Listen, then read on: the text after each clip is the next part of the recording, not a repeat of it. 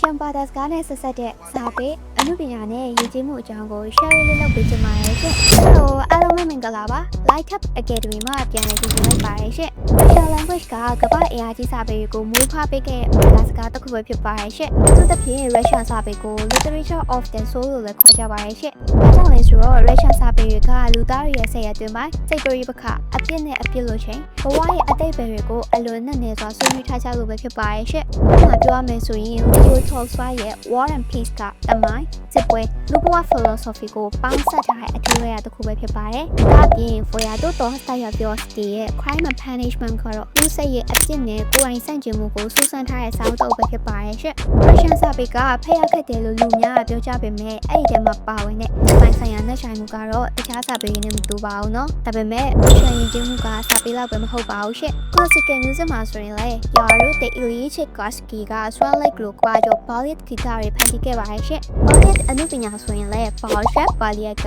ကမ္ဘာအစင်းကြီးအဖွဲ့အစည်းတစ်ခုအဖြစ်လူသိများပါသေးရဲ့ရှင်။ Russian culture တွေထဲမှာစိတ်ဝင်စားစရာတစ်ခုကတော့ Dusha ဆိုတဲ့ soul ဆိုတဲ့အယူအဆလေးပဲဖြစ်ပါတယ်ရှင်။ Russian လူမျိုးတွေကစိတ်ခံစားမှုကိုနှိုက်ဆိုင်စွာဖော်ပြတတ်ကြပြီးတော့အဲဒီစိတ်ဝိညာဉ်ဆိုင်ရာနဲ့နေမှုတွေကလည်းသူတို့ရဲ့စာပေဂီတအမှုပညာတွေအားလုံးမှာတွေ့နိုင်ပါတယ်ရှင်။ပြီးတော့ Russian ဘာသာစကားကိုယ်တိုင်ကလည်းအလွန်ကိုစိတ်ဝင်စားဖို့ကောင်းပါရဲ့နော်။ Short alphabet ကိုအသုံးပြုထားပြီးတော့စကားလုံးဖွဲ့စည်းပုံကလည်း complex ဖြစ်တတ်ပါတယ်ရှင်။ဒါပေမဲ့အတန်ထွက်တဲ့ rhythm ကတော့အလွန်ကိုပဲလှပလို့မှာရဲ့ရှင်။ဥပမာနားလည်အောင်ပြောရမယ်ဆိုရင်တော့ Svoboda ဆိုတာက freedom, Lyubova ဆိုတာက love စကားလုံးလေးတွေကိုအတန်ထွက်ကြည့်ရင်မဲ့ Russian language ရဲ့တခြင်းလို့ flowing ဖြစ်တဲ့ sound ကိုခန်းစားနိုင်ပါတယ်ရှင်။အဆုံးမှာတော့ Russian language ကစကားပြောရေးသုံးစနစ်တစ်ခုပဲမဟုတ်ပါဘူးเนาะဒါကလူစိတ်ဝိညာဉ်ကိုစူးစမ်းရှာဖွေဖို့အတွက်အသုံးပြုတဲ့ယဉ်ကျေးမှုအမွေအနှစ်တစ်ခုပဲဖြစ်ပါရဲ့ရှင်အကယ်၍ဒီကစာပေကိုစိတ်ဝင်စားသူတယောက်ဆိုရင်တော့ Russian literature ကိုအနည်းဆုံးတစ်အုပ်လောက်တော့ဖတ်ကြည့်ဖို့အကြံပြုချင်ပါတယ်ရှင်။ဘာကြောင့်လဲဆိုတော့ Russian language ကိုလေ့လာရဲဆိုတာက